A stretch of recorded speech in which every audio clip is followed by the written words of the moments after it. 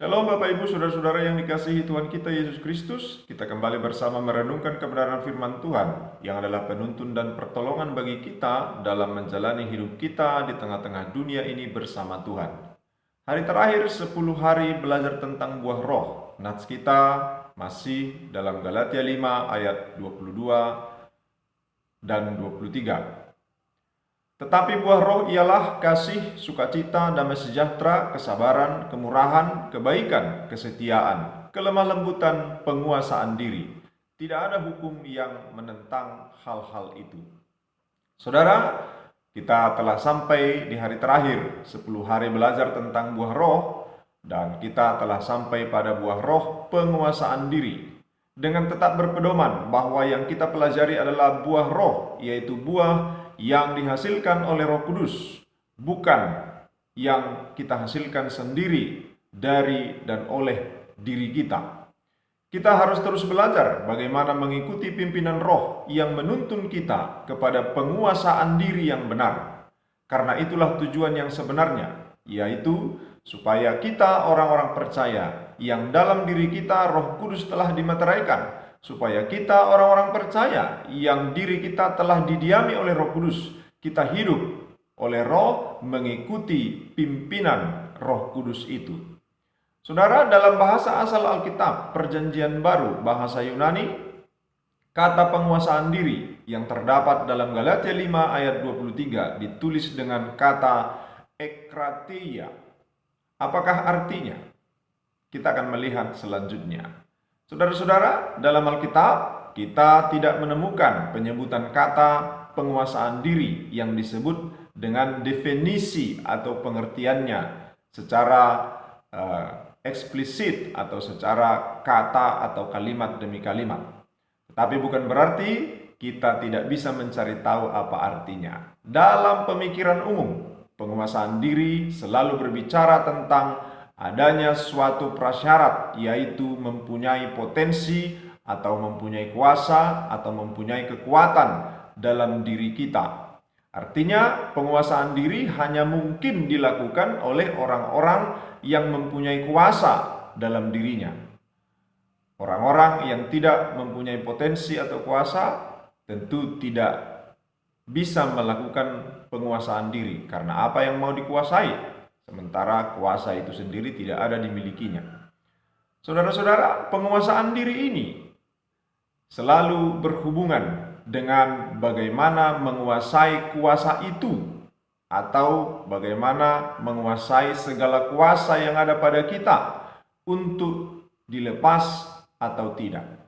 Atau lebih spesifiknya lagi, penguasaan diri itu berhubungan dengan bagaimana menguasai kuasa yang ada pada kita untuk tidak dilepas dengan sembrono. Saudara-saudara, tetapi tentu tidaklah cukup jikalau kita melihat penguasaan diri hanya secara demikian. Karena kita harus melihatnya berdasarkan apa yang dinyatakan dalam Galatia 5 ayat 23. Penguasaan diri itu sendiri ada pada diri Allah. Dalam Kejadian 2 ayat 2 dikatakan bahwa setelah menyelesaikan penciptaan yang dahsyat dengan kuasanya yang dahsyat itu, Alkitab mengatakan bahwa Allah berhenti dari segala pekerjaan yang telah dibuatnya. Saudaraku, kata berhentilah ia yang dinyatakan dalam Kejadian 2 ayat 2 itu tentu bukanlah berhenti sebagai tindakan yang disebabkan karena Allah telah kelelahan, atau karena Allah telah kehabisan kuasa, atau karena Allah telah menggunakan seluruh kuasanya. Tentu tidaklah demikian. Tentu bukanlah karena Allah benar-benar memerlukan istirahat sehingga dia berhenti. Karena kita tahu bahwa Allah itu sendiri adalah Allah yang maha kuasa, yang kekuasaannya dan kedahsyatannya sungguh tidak terbatas. Secara sederhana bisa kita katakan Allah membatasi kuasanya. Di tengah-tengah dia adalah pribadi yang maha kuasa dengan kuasa yang tidak terbatas. Saudara, demikian dalam banyak hal yang dijelaskan Alkitab, bahwa Allah adalah hal yang maha kuasa dan dahsyat, yang tidak dengan sembrono melepas kuasanya dalam bertindak kepada manusia atau juga kepada dirinya.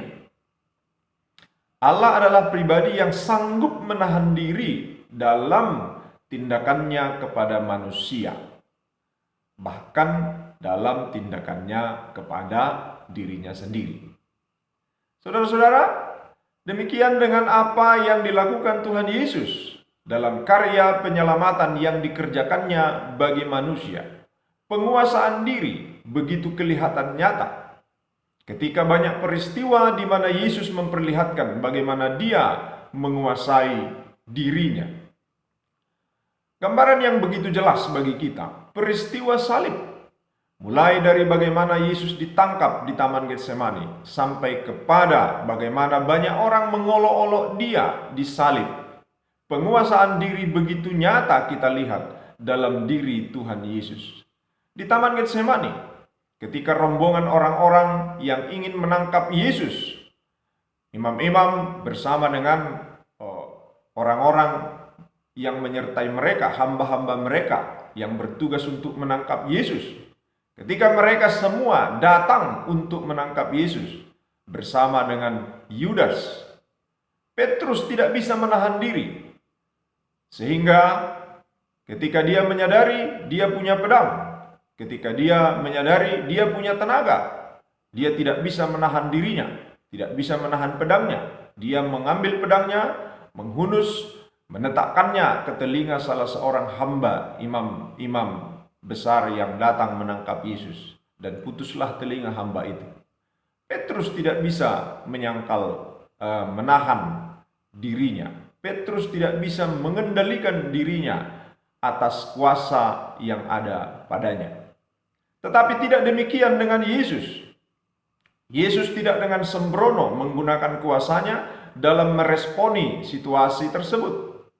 Yesus tidak menjadi reaktif seperti Petrus. Saudara-saudara yang dikasihi oleh Tuhan kita Yesus Kristus, ketika orang-orang mempertanyakan kuasa Yesus dikala Yesus sedang tersalib, menantang Yesus supaya Yesus menggunakan kuasanya untuk menyelamatkan dirinya dari penyaliban itu, Yesus yang mempunyai segala kuasa itu tidak dengan serta-merta terpancing atau tergoda untuk melepas kuasanya, melakukan seperti yang dikatakan orang-orang banyak itu, yaitu untuk menyelamatkan dirinya. Yesus tidak dengan serta-merta, dengan sembrono menggunakan kuasanya, tidak. Sekalipun dia sungguh sanggup melakukan semuanya itu.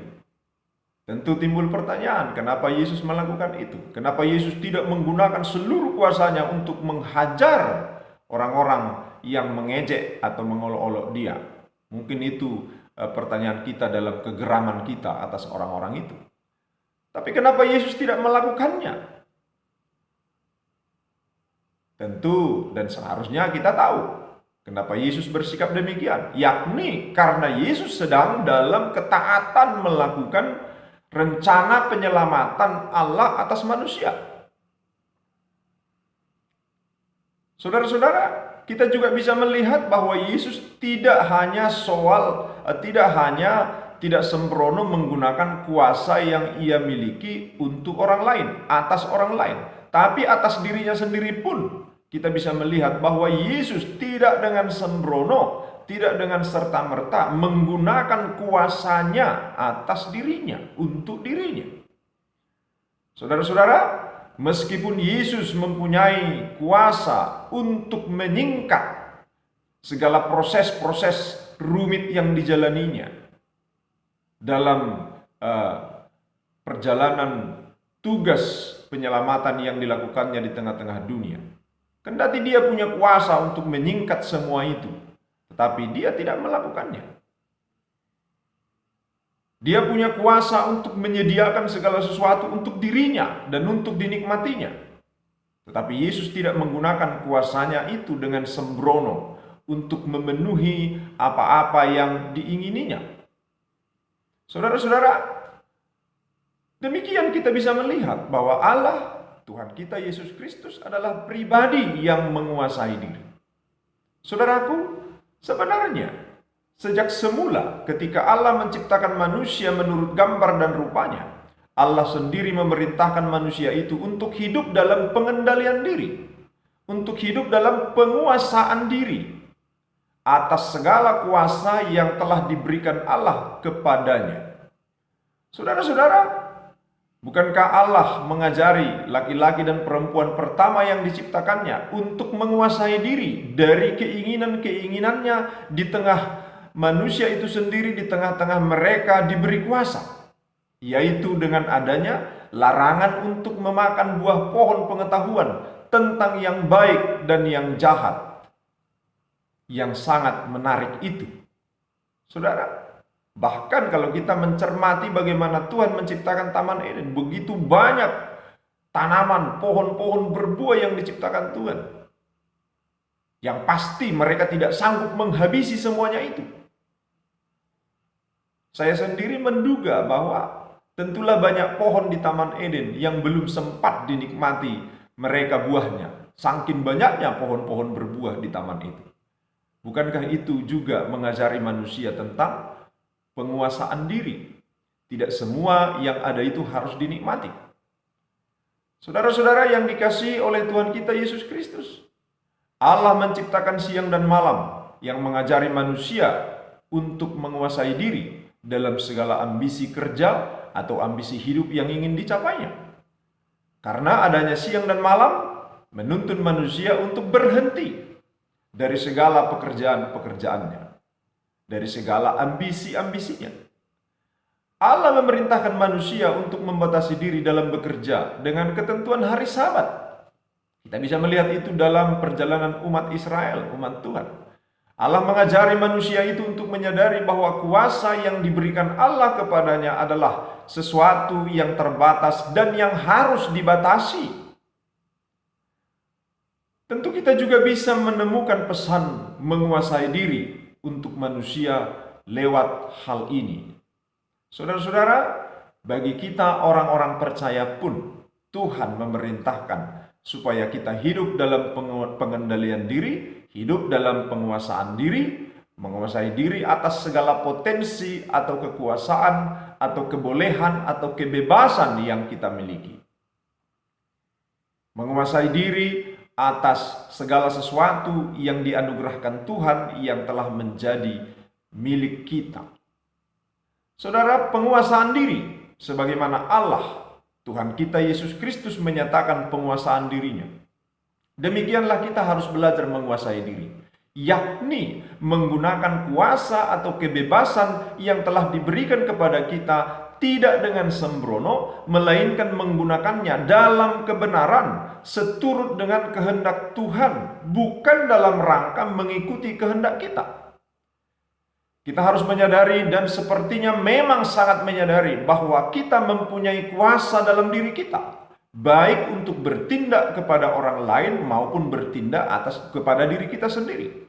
Demikian halnya dengan kuasa kita untuk menikmati segala sesuatu yang kita mau atau kita inginkan.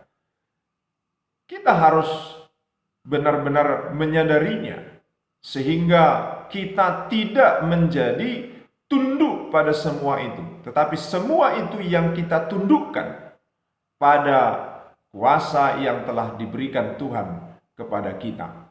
Saudara-saudara, sebagian orang telah menundukkan diri kepada keinginan-keinginan diri, kedagingan-kedagingan diri, dan sebagian lagi telah menundukkan keinginan-keinginan daging, keinginan-keinginan diri itu di bawah kuasa kendali yang telah diberikan Tuhan kepadanya. Tetapi sebagai orang percaya, kita tidak memilih salah satunya. Sebagai orang percaya, kita harus mengendalikan diri atas segala kuasa dan segala hal yang diberikan Tuhan kepada kita. Tidak semua yang sebenarnya sanggup kita lakukan harus kita lakukan. Semisal kita sanggup membalas orang, kita punya kuasa untuk membalasnya, tetapi tidak harus menggunakan kuasa itu. Itulah penguasaan diri. Tidak semua yang sebenarnya bebas untuk kita nikmati, harus kita nikmati. Semisal seluruh berkat yang diberikan Tuhan kepada kita, tidak semua adalah untuk kita nikmati, mengikuti selera kita. Karena semua yang diberikan Tuhan kepada kita, segala sesuatu yang akhirnya telah menjadi milik kita diberikan Tuhan. Segala pemberian, segala berkat Tuhan, dan kuasa atas segala yang diberikan itu adalah diberi dalam rangka pengutusan kita melakukan perintahnya, bukan untuk memuaskan keinginan-keinginan kita. Saudara-saudara, kan ada dua yang diberi. Diberi anugerah demi anugerah, berkat demi berkat, rupa-rupa pemberian diberi. Tapi bukan hanya itu, satu lagi, kita juga diberi kuasa atas semua itu. Tetapi tidak dengan serta-merta kita boleh dengan sembrono menggunakan kuasa yang telah diberikan itu untuk menikmati, menggunakan segala sesuatu yang telah kita miliki itu seturut dengan keinginan-keinginan kita. Itu namanya bukan penguasaan diri. Saudara-saudara, karena itu dengan segala kuasa yang telah diberikan Tuhan kepada kita, dengan segala sesuatu yang telah diberikan Tuhan kepada kita, mari kita gunakan semua itu dalam rangka supaya kita semakin bertumbuh mengikut Tuhan. Sekalipun kita telah diberi kebebasan untuk hidup sesuka hati. Sebenarnya kan kita bebas, diberi kebebasan, menuruti apa yang kita mau dan kita inginkan. Tetapi orang-orang percaya tidak menuruti kebebasan yang telah diberikan Tuhan itu untuk memenuhi, memuaskan keinginan-keinginan dagingnya, baik atas orang lain maupun atas dirinya sendiri. Tetapi dipanggil untuk menguasai diri. Kiranya Tuhan menolong kita mengerti maksudnya. Amin. Shalom.